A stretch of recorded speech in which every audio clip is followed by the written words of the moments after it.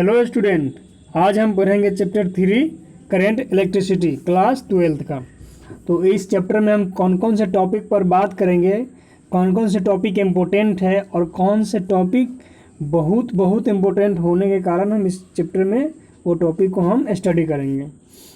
कहते हैं electric current. देखते हैं इसमें विशेष जो टॉपिक होता है वो कौन कौन सा होता है। पहले होता है इलेक्ट्रिक करंट। क्या होता है? Electric current. इसके बाद Ohm's law, resistance, conductance, properties of resistance, resistivity, conductivity, ये सारे जो होते हैं इसी में पढ़ना होता है।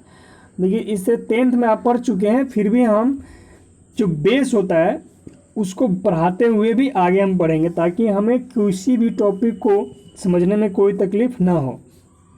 फिर है लिमिटेशन ऑफ ओम्स लॉ। जी हाँ, किसी भी लॉ को एक लिमिटेशन होता है। दुनिया में कोई भी लॉ बनता है उसका लिमिट होता है। जैसे कि ग्रेविटेशनल लॉ, तो ग्रेविटेशनल लॉ दो ऑब्जेक्ट यानी खगोलीय पिंड के बीच ही लगेगा, मास रहेगा, मास के बीच में। फिर कुलॉम्स लॉ है, तो कुलॉम्स लॉ जो है दो चार्ज के बीच लगता है, फिर उसका भी कुछ क्या होता है, उसका भी लिमिटेशन होता है। ठीक उसी प्रकार से कुलॉम्स लॉ का भी लिमिटेशन है, यानी उसकी सीमा है कुछ कि वो कहाँ तक काम कर सकता है। इसके बाद कम्बिनेशन ऑफ रेजिस्टेंस। अब 10th में रेजिस्टेंस को जोड़ना सीखे होइएगा। हम इसमें भी हम क्या सीखेंगे? रेजिस्टेंस को जोड़ना। वही पैरेलल कम्बिनेशन, सीरीज कम्बिनेशन, इस प्रकार से ऐड किया जाता है। इसको temperature depends of the resistivity. इसको आप दूसरे टॉपिक के नाम से ऐसे भी जान सकते हैं, defect of temperature on resistance of conductor. यानी कि किसी भी कंडक्टर को अगर हम गर्म करते हैं तो उसके रेजिस्टेंस में क्या डिफरेंस आता है, उसका मतलब कि उसका टेम्परेचर बढ़ाने पर किसी कंडक्टर का रेजिस्टेंस बढ़ता है कि घटता है, कैसे होता है, इस पर हम बात करेंगे।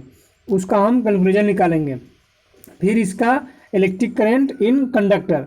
किसी भी कंडक्टर में इलेक्ट्रिक करंट पास करता है तो उसको क्या प्रभाव होता है उस पर बात करेंगे। फिर करंट डेंसिटी के बारे में बात करेंगे। EMF electromotive force. ईएमएफ का मतलब होता है इलेक्ट्रोमोटिव फोर्स। ड्रिफ्ट वेलोसिटी क्या होता है, मोबिलिटी क्या होता है, स्पेसिफिक चार्ज क्या होता है, इसके बारे में पढ़ेंगे क्योंकि ये आपके 1 मार्क्स में पूछता है। ये बहुत इंपॉर्टेंट टॉपिक सब है। अगर आप इस चैप्टर को क्लियर कर लेते तो आप पूरे 7 मार्क्स ले आते हो, 7 मार्क्स। और ये चैप्टर बहुत ही इंटरेस्टेड चैप्टर है। अगर टॉपिक वाइज अगर पढ़िएगा तो बहुत ही इंटरेस्ट आएगा आपको। आगे क्या है? Conductor and super conductor, zero conductivity, ये क्या है इस पर हम बात करेंगे। फिर रेजिस्टिविटी ऑफ मटेरियल, किसी भी मटेरियल का रेजिस्टिविटी क्या है उस पर बात करेंगे। अब रेजिस्टिविटी जो बना हुआ है रेजिस्टेंस शब्द से बना हुआ है, तो हम जब रेजिस्टेंस पढ़ेंगे उसके बाद रेजिस्टिविटी पढ़ेंगे, फिर आपको समझ में आएगा कि रेजिस्टिविटी ऑफ मटेरियल क्या होता है। फिर हम पढ़ेंगे कलर कोड। क्या होता है? कार्बन, यहाँ भारबन लिखा हुआ है, कार्बन होना चाहिए, CARBAN, carbon register and colour code. जो आप रेजिस्टेंस देखते होइएगा, रेजिस्टेंस जो होता है लगा रहता है इसमें मदरबोर्ड में रेजिस्टेंस लगा रहता है, छोटे छोटे जो होता है दांत, क्या बोलते हैं उसको, मसूरी की तरह, दाल की तरह होता है, उसको कलर कोड कहते हैं। जैसे ऐसे रहेगा, लिखा रहेगा, फिर इस पर ऐसे ऐसे कलर किया जाएगा। हम आपको जब ये टॉपिक पढ़ेंगे कलर कोड के बारे में तो हम जानेंगे कि देखते छोटा से छोटा आकार रहेगा लेकिन उसका रेजिस्टेंस क्या होता है, बहुत ही हाई होता है, तो उस पर हम बात करें। फिर electric work energy, electric power, cell जो बैटरी होता है ना वो कैसे काम करता है, उसका इंटरनल रेजिस्टेंस होता है, एक्सटर्नल रेजिस्टेंस होता है, उसमें कई तरह के कम्बिनेशन होते हैं, सीरीज कम्बिनेशन होते हैं, पैरेलल कम्बिनेशन होते हैं कि किसी भी हम सेल को सीरीज में जोड़ेंगे तो ज़्यादा वोल्टेज मिलेगा, कि अगर पैरेलल में जोड़ेंगे तो ज़्यादा वोल्टेज मिलेगा।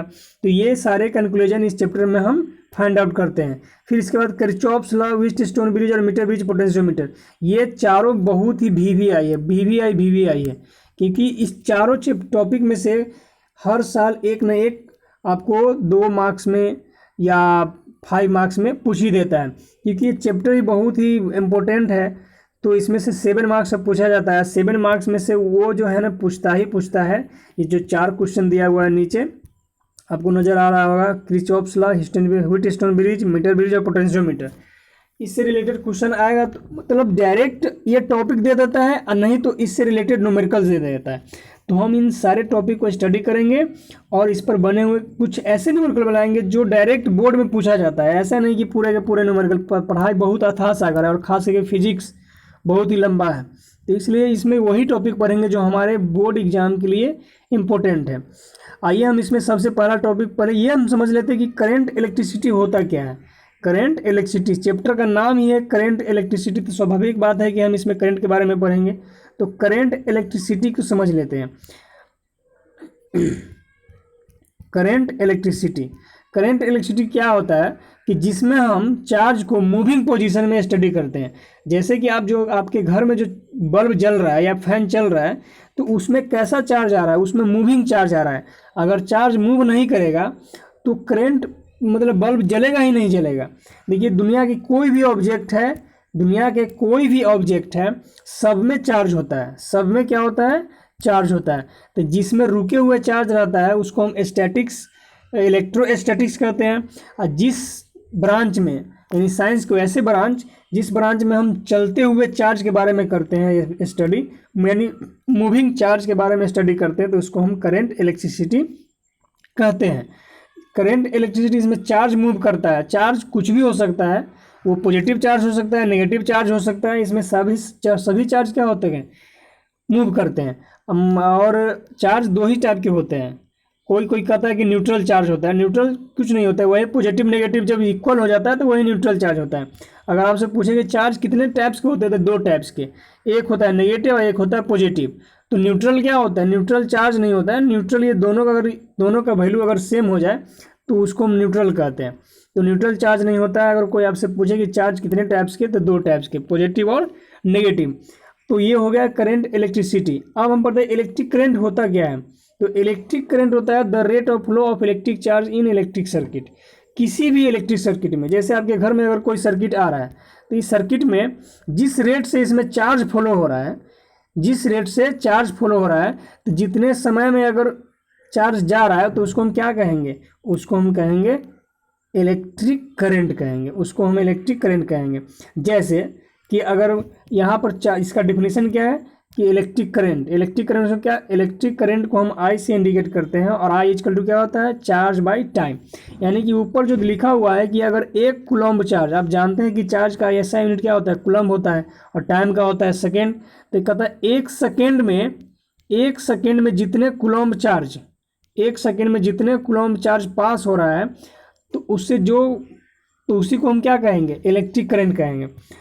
इलेक्ट्रिक करंट यानी चार्ज पास करता है। चार्ज की जगह पर हो सकता है इलेक्ट्रॉन भी हो सकता है, प्रोटॉन भी हो सकता है, और आयन भी हो सकता है। चार्ज इज यूनिफॉर्म स्पीड, अगर कोई चार्ज यूनिफॉर्म स्पीड से चलता है, जैसे कि अब जगह अगर चार्ज, जैसे हमारे घर में जो कभी वोल्टेज बढ़ जाता है कभी घट जाता है, तो ये नॉन यूनिफॉर्म है, ये यूनिफॉर्म नहीं है। जब हमारे घर में या कहीं भी अगर करंट अगर स्थिर हो, एक ही वोल्टेज बताया जा रहा हो, अगर आपको 250 वोल्ट है तो 250 वोल्टेज ही हमेशा आ रहा है, तो समझिए वो यूनिफॉर्म स्पीड से चार्ज फ्लो हो रहा है। अगर उसमें घट बढ़ कर रहा है तो समझिए वो नॉन यूनिफॉर्म है। तो कभी भी अगर चार्ज यूनिफॉर्म स्पीड से चलेगा तो हम ये फार्मूला यूज करेंगे, I equal to Q by T. और क्यू का वैल्यू जो होता है एन ई होता है, आप पढ़े हुए फर्स्ट चैप्टर में पढ़े हुए, क्यू इक्वल टू क्या होता है, n e, quantization of charge. इस चैप्टर का नाम q equal to n e पढ़े हैं, इस टॉपिक का नाम है क्वांटाइजेशन ऑफ चार्ज। तो यहाँ पे आप आई इक्वल टू क्या लिख सकते हैं, क्यू की जगह पे एन ई बटा टी, और एन क्या होता है, नंबर ऑफ इलेक्ट्रॉन। एन क्या है, नंबर ऑफ इलेक्ट्रॉन। तो नंबर ऑफ इलेक्ट्रॉन 1 2 3 4 कुछ भी हो सकता है। तो आप यहाँ एन के जगह पर 1 2 रखिएगा तो आपका क्या बन के आएगा, आपका बन के आएगा यहाँ पे आई इक्वल टू ई बट्टा टी। आप इतना रख सकते हैं, यानी एन के जगह पर 1 2 जितना इलेक्ट्रॉन है उतना रखिए। जब न्यूमेरिकल बनाएंगे तो इससे क्लियर होगा। अगर चार्ज नॉन यूनिफॉर्म रहेगा तो उसमें हम क्या लगा देते हैं, उसमें डी लगा देते हैं। डी का मतलब डिफ्रेंशिएट कर देते हैं। इसके बाद हम जानते हैं कि यूनिट ऑफ इलेक्ट्रिक चार्ज का जो होता है यूनिट, इलेक्ट्रिक करंट का यूनिट वो एम्पियर होता है। देखिए एम्पियर आप रट लिए हुए, लेकिन आया कहाँ से, देखिए हम जानते हैं कि चार्ज का यूनिट क्या होता है, कूलम्ब होता है, और इसका जो होता है टाइम का सेकेंड होता है। तो आपको ऑप्शन में हो सकता है कभी ये दोनों दे दें कि what is the unit of electric current. First option में रहेगा एम्पियर, सेकेंड में रहेगा कूलम्ब पर सेकेंड, सी में रहेगा बोथ और डी में रहेगा नॉन ऑफ दिस। तो आप क्या लगाइएगा, आप ए लगाइएगा तो फिर भी गलत हो जाएगा, बी लगाइएगा फिर भी गलत हो जाएगा, लेकिन आपको सी लगाना होगा, क्योंकि कूलॉम पर सेकेंड भी यूनिट होता है और एम्पियर भी यूनिट होता है इलेक्ट्रिक करंट का। जी यहाँ से आपको देखने को मिल रहा है, जो आप देख पा रहे हैं यहाँ पर, यार हटना,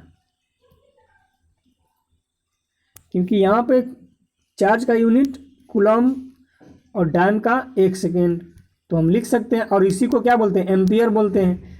तो हम कह सकते हैं कि unit of electric current ampere. तो ये टाइप जो ये करंट जो होते हैं 2 प्रकार के होते हैं। मैं अभी अभी की क्या बताया हूँ कि चार्ज 2 प्रकार के, पॉजिटिव चार्ज और नेगेटिव चार्ज, और करंट भी 2 प्रकार के होता है, एक होता है डायरेक्ट करंट, एक होता है अल्टरनेटिंग करंट। तो अल्टरनेटिंग करंट क्या है, डायरेक्ट करंट क्या है, इस दोनों के बारे में और इससे अगले जो टॉपिक हम पढ़े हैं, क्या पढ़े हैं कि इसका ओम्स लॉ क्या है, रेजिस्टेंस क्या है, कंडक्टेंस क्या है, प्रॉपर्टीज ऑफ रेजिस्टेंस क्या है, इसके बारे में हम अगले वीडियो में चर्चा करेंगे। इस वीडियो में आई होप कि ये वीडियो आपको अच्छा लगा होगा, और अच्छा लगेगा तो लाइक सब्सक्राइब जरूर कीजिएगा, ताकि हम अगले वीडियो बनाने में हमें अच्छा लगे। जय हिंद।